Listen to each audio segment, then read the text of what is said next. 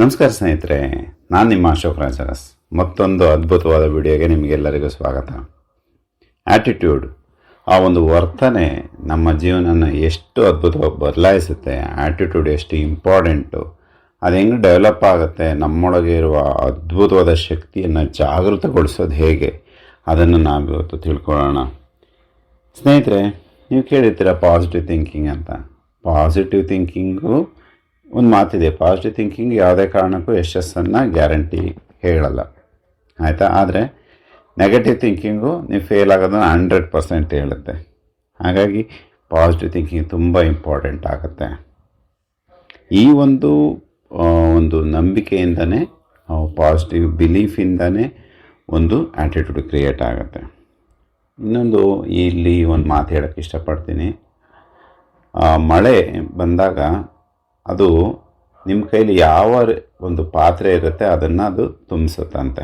ಅದು ಇಂಗ್ಲೀಷಲ್ಲಿ ಒಂದು ಮಾತಿದೆ, rain fills the vessels you have ಅಂತ. ಅಂದರೆ ಮಳೇಲಿ ಹೊರಗಡೆ ಜೋರು ಮಳೆ ಬರ್ತಾಯಿದೆ ಅಂದ್ಕೊಡಿ, ನೀವು ಒಂದು ಲೋಟ ತೊಗೊಂಡೋದ್ರೆ ಲೋಟ ತುಂಬುತ್ತೆ, ಒಂದು ಬಕೆಟ್ ತೊಗೊಂಡೋದ್ರೆ ಬಕೆಟ್ ತುಂಬುತ್ತೆ, ಹಂಡೆ ತೊಗೊಂಡೋದ್ರೆ ಹಂಡೆ ತುಂಬುತ್ತೆ, ಬ್ಯಾರೆಲ್ ತೊಗೊಂಡೋದ್ರೆ ಬ್ಯಾರೆಲ್ ತುಂಬುತ್ತೆ. ಅಷ್ಟೇ ಯಾಕೆ ಸ್ನೇಹಿತರೆ, ನದಿನೇ ತುಂಬುತ್ತೆ, ದೊಡ್ಡ ದೊಡ್ಡ ಡ್ಯಾಮೇ ತುಂಬೋಗುತ್ತೆ ಅಲ್ವಾ. ನೀವು ನಿಮ್ಮ ಒಂದು ಯೋಚನೆ ಎಷ್ಟು ದೊಡ್ಡದಾಗಿದೆ ಅನ್ನೋದ್ರ ಮೇಲೆ ನಮ್ಮ ಜೀವನ ಡಿಪೆಂಡ್ ಆಗಿದೆ. ಇನ್ನು ನಾವು ಸಣ್ಣ ಲೋಟ, ದೊಡ್ಡ ಮಳೆ ಬರ್ತಾಯಿದೆ, ಸಣ್ಣ ಲೋಟ ತೊಗೊಂಡೋದ್ರೆ ಸಣ್ಣ ಲೋಟದಲ್ಲಿ ನೀರು ತರ್ತೀವಿ, ದೊಡ್ಡ ಬ್ಯಾರಲ್ ತೊಗೊಂಡೋದ್ರೆ ದೊಡ್ಡ ಬ್ಯಾರಲ್ ತರ್ತೀವಿ, ದೊಡ್ಡ ಟ್ಯಾಂಕರ್ ತೊಗೊಂಡೋದ್ರೆ ದೊಡ್ಡ ಟ್ಯಾಂಕರಲ್ಲಿ ನೀರು ತರ್ತೀವಿ. ಹಾಗಾಗಿ ಈಗ ಯೋಚನೆ ಮಾಡಿ, ನಿಮ್ಮ ಒಂದು ಗುರಿ ಅಥವಾ ನಿಮ್ಮ ಒಂದು ಯೋಚನೆ ಎಷ್ಟು ಸಣ್ಣದಾಗಿದೆ ಅಥವಾ ಎಷ್ಟು ದೊಡ್ಡದಾಗಿದೆ ಅಂತ. ಯಾರೋ ದೇಶ ದೊಡ್ಡ ಪ್ರಧಾನಿ ಆಗ್ತಾರೆ, ಮುಖ್ಯಮಂತ್ರಿ ಆಗ್ತಾರೆ, ಸಾವಿರ ಕೋಟಿ ವ್ಯವಹಾರ ಮಾಡೋಂಥ ದೊಡ್ಡ ಕಂಪ್ನಿನ ಸ್ಟಾರ್ಟ್ ಮಾಡ್ತಾರೆ. ಎಷ್ಟು ದೊಡ್ಡದಾಗಿರ್ಬೇಕಲ್ಲ ಅವ್ರ ಯೋಚನೆ. ನಾವೊಂದು ಸಣ್ಣ ಜಾಬ್ ಸಿಕ್ಕರೆ ಸಾಕು ಅಂತ ಯೋಚನೆ ಮಾಡ್ತಾ ಇರ್ತೀವಿ ಅಲ್ವಾ. ಸೊ ಹಾಗಾಗಿ ನಿಮ್ಮ ಯೋಚನೆ ಯಾವ ಥರ ಎಲ್ಲ ವಿಚಾರದಲ್ಲಿ, ಒಂದು ಆರೋಗ್ಯದ ವಿಚಾರದಲ್ಲಾಗಲಿ, ಸಂಬಂಧ ವಿಚಾರದಲ್ಲಾಗಲಿ, ಗುರಿಯನ್ನು ನಿರ್ಧಾರ ಮಾಡೋ ವಿಚಾರದಲ್ಲಾಗಲಿ ಎಷ್ಟು ಯಾವ ಥರ ಇದೆ, ಸಣ್ಣದಾಗಿ ಯೋಚನೆ ಮಾಡ್ತಾಯಿದ್ದೀರಾ, ದೊಡ್ಡದಾಗಿ ಯೋಚನೆ ಮಾಡ್ತಾಯಿದ್ದೀರಾ, ಯೋಚನೆ ಮಾಡಿ. ನಿಮಗೆ ಇಲಾನ್ ಮಸ್ಕ್ ಅಂತ ಗೊತ್ತಾ? ಇಲಾನ್ ಮಸ್ಕು ಪ್ರಪಂಚದಲ್ಲಿ ನಂಬರ್ 1 ಶ್ರೀಮಂತ. ಟೆಸ್ಲಾ ಅಂತ ಕಂಪ್ನಿ ಇಟ್ಟಿದ್ದಾರೆ, ತುಂಬ ಕಂಪ್ನಿಗಳನ್ನು ಸ್ಟಾರ್ಟ್ ಮಾಡಿದ್ದಾರೆ. ಒಂದು ಅದ್ಭುತವಾದ ವ್ಯಕ್ತಿ, ಒಂದು ಹುಚ್ಚುತನ ಇರುವಂಥ ವ್ಯಕ್ತಿ.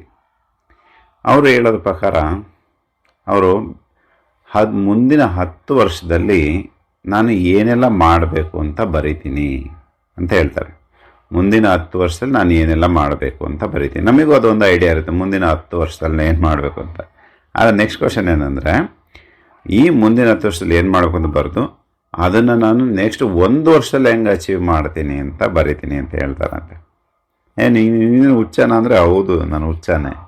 ಯಾಕಂದರೆ 10 ವರ್ಷದಲ್ಲಿ ಏನು ಅಚೀವ್ ಮಾಡಬೇಕಾಗಿದೆ ಅದನ್ನು ಬೇರೆಯವರು 10 ವರ್ಷದಲ್ಲಿ ಅಚೀವ್ ಮಾಡೋಕ್ಕೆ ಟ್ರೈ ಮಾಡ್ತಾರೆ. ನಾನು 1 ವರ್ಷದಲ್ಲಿ ಅಚೀವ್ ಮಾಡೋಕ್ಕೆ ಟ್ರೈ ಮಾಡ್ತೀನಿ. ಫೇಲ್ ಆಗೋಣ ಬಿಡಿ, ದೊಡ್ಡ ಗುರಿ ಇಟ್ಕೊಂಡು ಅದಕ್ಕೆ ಅದ್ಭುತವಾಗಿ ಪ್ರಯತ್ನ ಹಾಕಿ ಸೋಲೋಣ. ಸೋತ್ರೇನು ಒಳ್ಳೆಯದೇ ಅಲ್ವಾ. ಸೋಲು ಹೆಂಗಿರ್ಬೇಕಂದ್ರೆ, ಸೋತ್ರು ಕೂಡ ಜನನ ನಮ್ಮನ್ನು ಅಪ್ರಿಷಿಯೇಟ್ ಮಾಡ್ತಾರೆ ಇರಬೇಕಂತೆ.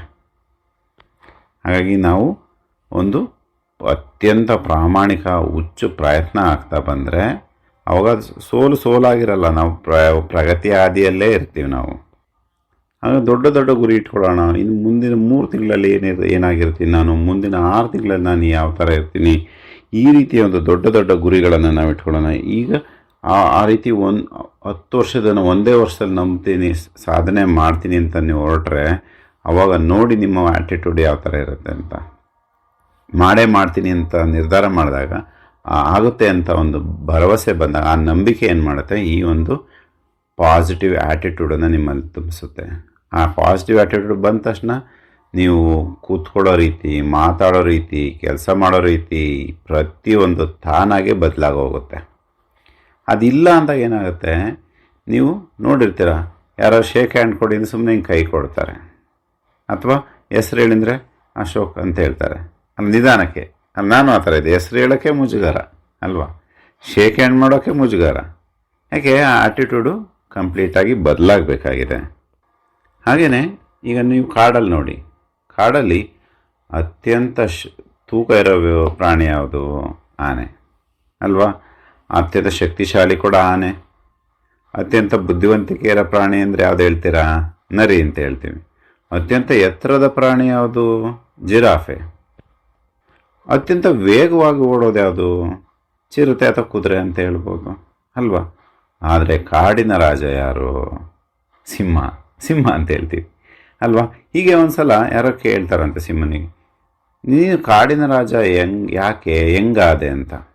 ಅದಕ್ಕೆ ಸಿಂಹ ಉತ್ತರ ಕೊಡುತ್ತೆ, ನೋಡಪ್ಪ, ನಾನು ಕಾಡಿನ ರಾಜ ಯಾಕೆ ಅಂದರೆ ನನಗೆ ಹಂಗೆ ಅನಿಸುತ್ತೆ ನಾನೇ ರಾಜ ಅಂತ. ಆ ಆ್ಯಟಿಟ್ಯೂಡಿಂದ ರಾಜ ಆಗುತ್ತೆ ಸಿಂಹ. ಯಾಕೆಂದರೆ ಸಿಂಹಕ್ಕೆ ಆನೆ ಅಷ್ಟು ಶಕ್ತಿ ಇದೆಯಾ?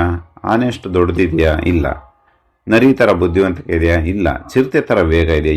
ಏನೂ ಇಲ್ಲ. ಆದರೂ ಕಾಡಿನ ರಾಜ ಸಿಂಹ ಯಾಕಾಯಿತು? ಆ ಒಂದು ಆ್ಯಟಿಟ್ಯೂಡಿನ. ಇವತ್ತು ನಾನು ನಿರ್ಧಾರ ಮಾಡಬೇಕಾಯ್ತು, ನನ್ನ ಜೀವನದಲ್ಲಿ ನಾನೇ ರಾಜ. ಏನು ಮಾಡಬೇಕು ಎಲ್ಲದೂ ಮಾಡ್ತೀನಿ, ನಾನೇ ರಾಜ, ನನ್ನ ಕೈಲಿ ಎಲ್ಲದೂ ಸಾಧ್ಯ. ಆ ಥರ ನಂಬಿಕೆನ, ಬಲವಾದ ನಂಬಿಕೆ ತಂದಾಗ ನಿಮ್ಮ ಗುಣ, ನಿಮ್ಮ ವರ್ತನೆ ಎಲ್ಲ ಅತ್ಯದ್ಭುತವಾಗಿ ಬದಲಾಗುತ್ತೆ. ಹಾಗಾಗಿ ಇವತ್ತೇ ನಿಮ್ಮ ಆ್ಯಟಿಟ್ಯೂಡನ್ನು ಕಂಪ್ಲೀಟಾಗಿ ಚೇಂಜ್ ಮಾಡ್ಕೊಳ್ಳಿ. 10 ವರ್ಷದಲ್ಲಿ ಏನು ಅಂದ್ಕೊಳ್ತಿದ್ರೆ ಅದನ್ನು 1 ವರ್ಷದಲ್ಲಿ ಮಾಡೋದಕ್ಕೆ ಟ್ರೈ ಮಾಡಿ. 1 ವರ್ಷದಲ್ಲಿ ಏನು ಅಂದ್ಕೊಂಡಿದ್ದೆ ಅದನ್ನು 3 ತಿಂಗಳಲ್ಲಿ 6 ತಿಂಗಳಲ್ಲಿ ಅಚೀವ್ ಮಾಡೋದಕ್ಕೆ ಟ್ರೈ ಮಾಡೋಣ.